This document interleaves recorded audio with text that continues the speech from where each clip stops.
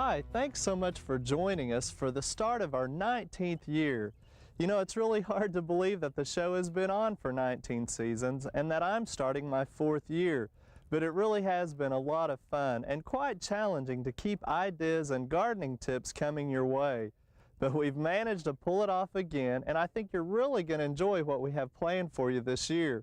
So let's go inside the greenhouse and we'll take a look at one of the themes we're going to be highlighting.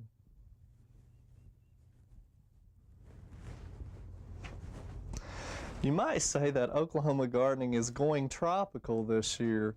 We're actually going to be highlighting throughout the season various tropical plants, some which you may realize are tropical and others that aren't. We're going to talk about the various plants, some for containers, things like beautiful orchids and bromeliads and crotons, things that will do nicely in containers and in your home, but some of these will also make nice landscape plants.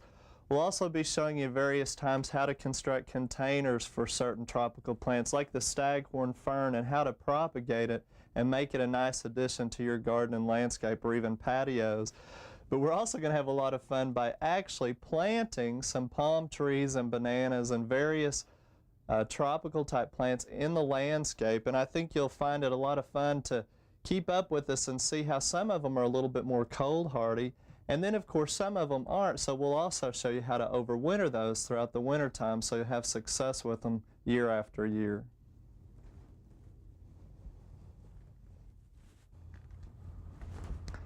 Well, this year we'll also be installing another major project here at our studio gardens, and that's going to be the installation and the design, obviously, of a garden railway.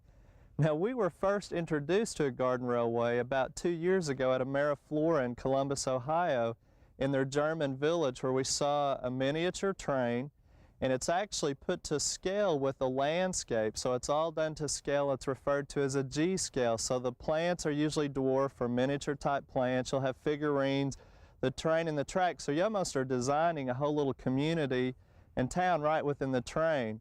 Well, really, garden railway is not a new thing. It's just catching on more and more in popularity. So we're going to be installing one here at our studio gardens. Now the spot where we have it laid out is actually where our composting demonstration used to be. And you can tell it's going to be quite a project. It's actually going to consist of about 1,500 square feet, and the actual dimensions of the planting area is going to be 50 by 30 for 1,500 square feet again. Now the track is actually laid out with a water hose. That's where the track's going to go. And the track is about 160 feet of track. So again, it's going to be a huge project and we're very excited. But to get to this point, we've had to do a little bit of homework ahead of time. And with the assistance of a computer program from one of our sponsors, it's called PC Rail, we're able to put our dimensions on and combine it with some other computer programs, but that way we actually get the right kind of curves so we don't mess up in the actual design. And we know how to order the right parts of the track, but you'll see we're going to have a pond, a stream, a country area, a town, oil derricks, a dry valley, and then all kinds of landscape plant material right in that. So it's going to be a lot of fun and a lot of work, obviously. But to give us a better idea, we kind of have a 3D dimension to it with some of our structures to kind of see how that's going to come across. So again, we'll show you how to use a computer program and things as well, but it's ironic that we're choosing this as a theme basically this year, and it's starting to show up in all kinds of mail order catalogs and plant suppliers, etc. This is a mail order catalog that deals primarily with electronics, but they have this year featured a garden or a G-scale train and a set, and you're going to see all kinds of price ranges, again, some very affordable and some very, very elaborate. But even some of the plant material companies, and this is one known for water gardens, is actually promoting a garden railway in conjunction with the water garden. And so you can see there's all kinds of aspects of gardening associated with another hobby of the train set. And it's so popular they even have their own regular magazine that comes out called Garden Railway. So we're very, very excited about the project. As you can see, it's going to take a lot of work. And it's going to take some time to get it constructed, but as we progress with the project, we'll be sure and bring segments to you so you can figure out and maybe learn how to put one in your own landscape. I'm always amazed as I travel across the state doing educational programs how many kids attend some of the programs and their great interest in horticulture and gardening. And over the years there's been more and more requests for gardening type projects. So this year we're going to be doing several projects for our growing gardeners. We'll be doing some different demonstrations and programs, and one thing that we already have planted here at the Studio Gardens is our pizza garden. You can see it's the shape of a pizza, and everything that you can grow and put on a pizza will be growing in this garden. Our border is made or planted out of wheat, already put in the fall. We have garlic in it. We'll be putting in tomatoes and peppers, more onions, various things again that you'd find in a pizza. So it'll be a lot of fun to see this one as it progresses. And of course we'll be providing you with references and resource materials and books that will help give some good ideas for your projects for the kids. Now as you're watching Oklahoma Gardening, don't forget to be sure and invite the kids along too, because there'll be lots of ideas throughout the year that they'll really enjoy that you can do with your children outside in the garden and landscape. Now another area that's really gaining in popularity is establishing backyard wildlife habitats. And we're really fortunate to have been selected and also to team up with the Oklahoma Non-Game Wildlife Program on establishing a backyard wildlife habitat right here at our Studio Gardens.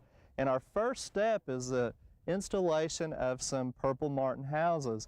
Now our houses were actually donated by an Oklahoma company, Mack Industries, out of Oklahoma City, and we want to thank them for contributing, because they really have a nice design that's a barn style that fits nicely with our Oklahoma gardening barn.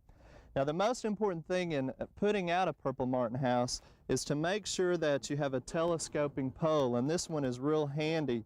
And the reason for that is because you're going to have to do a lot of housekeeping chores initially to make sure you get purple martins established and not sparrows and starlings. So the first thing that we'll be doing is we have the houses put out, and you need to do that anytime between now, the end of February, through the middle of March. And we'll keep these caps on them until we hear from the Wildlife Department or some of the birding or friends or Audubon Society that purple martins are migrating back into the state. And when we hear that, then we'll take the caps off so they can come in and make their nest. Now of course it's not quite that easy. Again, when we take the caps off, we'll be getting the sparrows and starlings, so we'll show you how to identify the different nests and to make sure that we're getting only purple martins in here. Now why would we be going to all this kind of trouble? Well, birds, attracting more birds to the landscape, and bats and other things that we'll be doing actually will help in our insect control. Plus it's a lot of fun to watch them fly around, and they're very entertaining. And there'll be all kinds of different nesting boxes. Here's another one for purple martins that comes apart that's easy to clean, but we'll be putting in bluebird boxes and just all kinds of things to plant material to design and establish and get more birds and bats, frogs, all the good fun guys into the landscape. Now if you're really interested in purple martins, you can receive a brochure like this about the purple martin in Oklahoma, and it has a lot of good information about how high the birdhouses should be again, also that they actually like to be developed and established around humans, and the fact that they need about 40 feet of open space away from trees and buildings, which we've got plenty of space where we've put them right here in our gardens. And if you'd like to get a brochure like this, you can pick one up from the Oklahoma Non-Game Wildlife Program, or you can write to them at 1801 North Lincoln Boulevard, Oklahoma City, Oklahoma 73105. Again, that's the Oklahoma Non-Game Wildlife Program, 1801 North Lincoln Boulevard, Oklahoma City, Oklahoma 73105. So I think you're going to be really pleased and enjoy a lot of the segments throughout the season about attracting wildlife to your landscape. And again, we're going to give you a lot of good ideas. We're going to be putting in hummingbird gardens, sunflower gardens, butterfly gardens, so be sure and stay tuned and have that pencil and paper ready so you can take down a lot of good information to help you establish a wildlife program in your own backyard.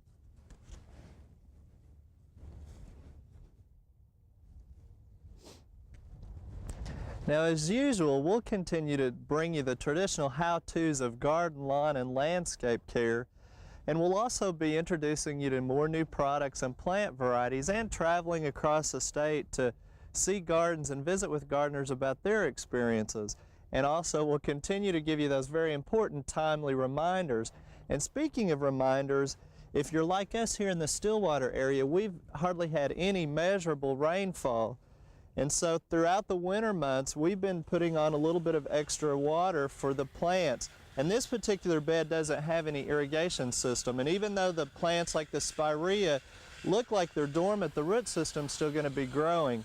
So they need a little bit of water to help keep those roots moist. And on a nice day like today, it's a perfect time to get out and water your plants, your perennials and woody ornamentals.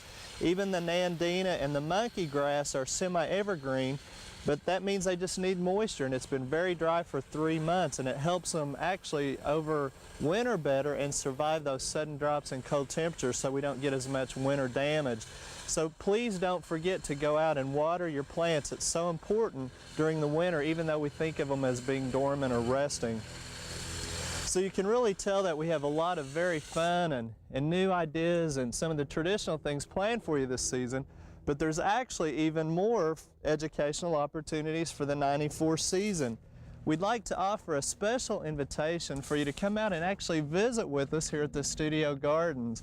Now you can schedule group tours anytime after April 15th, and we've given tours last year to almost over 45 different groups.